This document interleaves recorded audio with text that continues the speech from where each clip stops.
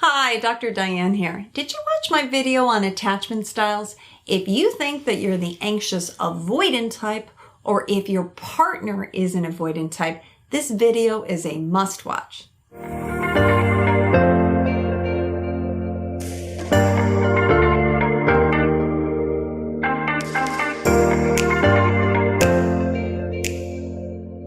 The person who has the avoidant attachment style, I call Independent Isabelle or Ian. I changed the word avoidant to independent because this is what's important to you, maintaining your independence. In this video, I will use the words avoidant and independent interchangeably. If this is you, you may see yourself as low maintenance. You wonder, why isn't everyone else this way? But I'm here to tell you the pros and cons of having this style and tips for you if you want to find love or deepen the relationship you're in. The independent person makes up 27% of the population, at least according to my statistics. Some cultures see it as a goal to launch children who are self-sufficient. But there's a difference between the secure person who can spend time alone and time with others versus the independent who has trouble letting people in. And there's also going to be a big range here too. Only you can figure out, are you a mild type or more extreme independent type? And it's not a personality type, but more a set of tendencies. You learn to be independent in your childhood. And while your independence can be functional for many things, in a relationship, your independence can cause some issues. Why? Because people want to get close to you and rely on you. But you like who you are, and you don't see anything wrong with your independence. Talk to your previous or your current partner, and they might tell you something different. Other people have trouble reading you and connecting with you. It's helpful to know how you became independent, because no one develops these tendencies in a vacuum. You learn to be self-sufficient in your family of origin. Of course, your parents loved you, but they weren't necessarily warm, nor did they coddle you or ask you about your feelings. You learn to bottle up your emotions. When asked to describe your family, you might even call them idyllic, but you don't know what you didn't get. In attachment theory, the style is called anxious-avoidant because you feel both anxiety and a strong urge to avoid or escape. In my previous video on the strange situation, you might recall the anxious-avoidant child didn't cry much when left alone with a stranger, but they experienced high stress as it was measured in high cortisol and heart rate levels. The child was stressed but had no one to turn to for comfort. As a child, you coped with stress by turning inward. It's called auto-regulating. You learn to regulate your emotions by being alone. And your parents had similar habits too. Everyone went off in their own corners or to their own rooms. Few times did you speak openly about issues. And when there was family conflict, as there is in all families, you didn't witness much of what's called conflict resolution. The fantasy is the thing that simply people go away or it gets better on its own. And you can't be disappointed in other people if you do everything yourself. After all, being self-sufficient is how you survived. And your parents learned this style from their parents. It's called epigenetics. Traits are passed down through multiple generations. Your grandparents pass this to your parents, and your parents pass this along to you. Fast forward now, as an adult, you look cool, mysterious, unnerved in your relationships. But this is what bothers you. You feel misunderstood because people project onto you. They project that you don't care, that you're not thoughtful. But this isn't true. You're sensitive and hate hurting other people. When it comes to avoiding others, you are likely to ghost though, because you don't want to hurt somebody. And you think it's more hurtful to tell someone to their face that you've changed your mind or that you're not interested. So ghosting makes sense to you. At least you've convinced yourself of this. Your independence can cause you to delay finding a partner. Maybe you'll marry later in life, if ever. Or maybe living alone with 12 cats isn't so bad. You tell yourself, I'm not ready. I'll have to give up too much to be in a relationship. You even forewarn partners. You say, I'm not very good in relationships. I don't know what I want. But despite your warnings, partners see potential in you. And it doesn't help matters that you give mixed messages. Your words may say one thing, oh no, I'm not ready, but your behaviors say another. You're charismatic and show that you're interested, and you might even look like you're enjoying yourself too. But what you sacrifice at the beginning of a relationship is different than what you can maintain in a long-term relationship. Stay over at someone's house a few times at the start, no problem. But when they want you to stay over consistently, or worse yet, move in, this is when you're going to freak out. Because it's when your relationship deepens that you're under threat. The fear is losing your independence, and this becomes all the more real. But I'm here to tell you that you can't look at your relationships in such a black or white way. It's not that binary. Either be alone forever or lose everything. Because Secure Sophia and Steve have gotten it right. And the solution is called interdependence. Two independent people who also rely and support one another. But if you want this type of relationship, you're going to have to do some changing. Are you ready? I know this advice may be big news to you, but I'm going to give you 3 tips that are pure gold. My first tip is that there's a price to pay to be close to someone.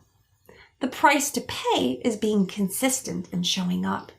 You have to give of your time, energy, respect, and attention. I want you to start thinking about quality versus quantity. Say, for example, you're hanging out with someone you like. Maybe you play games, hike, eat out, have sex. But hanging out is not the same as connecting. While you've spent hours with this person, you may have invested very little. Did you pay them a compliment? Did you share a feeling or tell them that you like them? Can you hear what's missing? The problem is that you use yourself as your own frame of reference because you don't need compliments or reassurance, so you assume that other people don't either. But this is one of your mistakes. And how long does it take to say something like, hey, I really like you. I think you're awesome. And I'm so happy I met you. What's that, like 5 seconds? You've probably heard of love languages, and there are 5. The 5 love languages are 1, words of affirmation, 2, quality time, 3, acts of service, 4, physical touch, and 5, gifts. Which one of these do you think is the most requested language? Physical touch, gifts? If you guessed words of affirmation, you would be right, because 23% of people are verbal. It's the most popular love language. So while you might connect through touch and acts of service, everyone else wants to feel loved by hearing more verbal praise and affirmation. My advice for you is that if you want to have more success in dating and in your relationships, you've got to work on your verbal game. In your mind, you're thinking, well, I'm here. You should know that I like you and I'm interested. But no one can read your mind. The question is, how are you going to improve your verbal skills? Being more verbal starts with knowing yourself better, because before you share how you feel, you need to know how you feel. Don't be in such a rush. Slow down. Feel your feelings. While it feels overwhelming at first, it will get easier. I recommend start writing in a journal. On a regular basis, ask yourself, how do I feel? If you don't know, ask yourself, how would most other people feel? And don't talk yourself out of your feelings. Having feelings does not make you weak or desperate.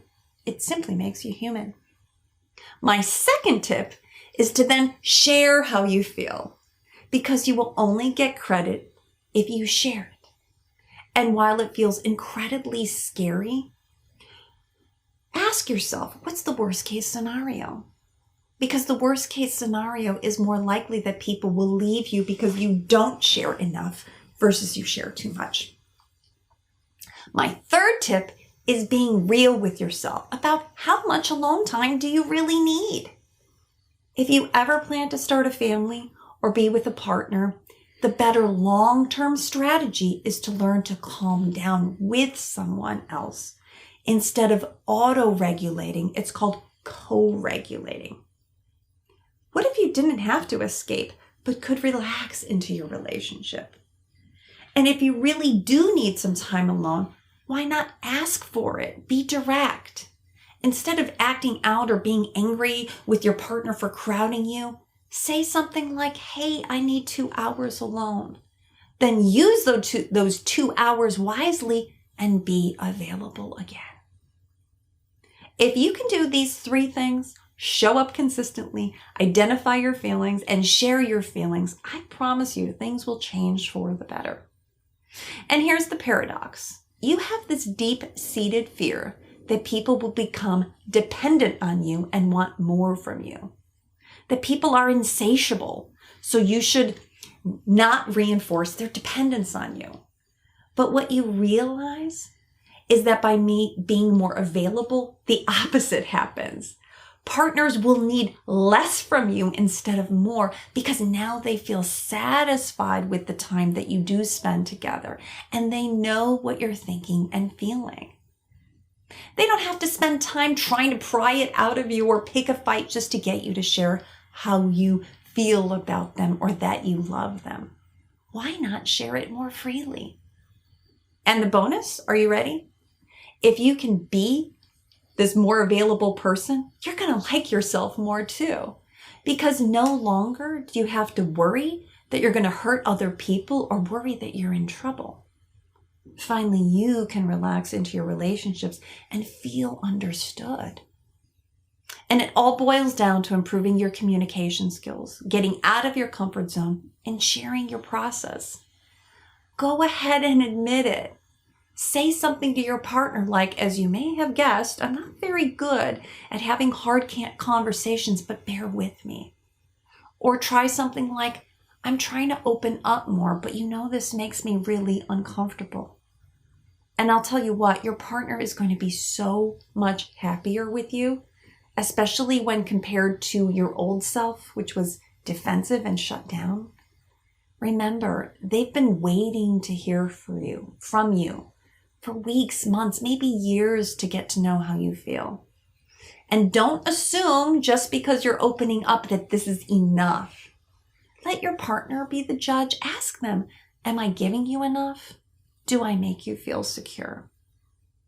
My last piece of advice relates to dating. You know you're a hopeless romantic. You have the fantasy that the right partner won't have any conflict with you and they'll just get you. The perfect partner will know that you need time alone, give it to you, and won't ask for anything more. But no such partner exists.